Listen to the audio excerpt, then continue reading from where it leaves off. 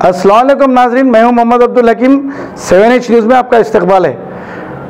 नवीन नामी एक software engineer ने जो कार हालत नशे में चलाते हुए एक ऑटो ड्राइवर को टक्कर दे दी, जिसका नाम रफ़ीक है, वो बरसरे मौके हलाक हो गया। पेश है इस मामले पे हमारे नुमाइंदे राहुल।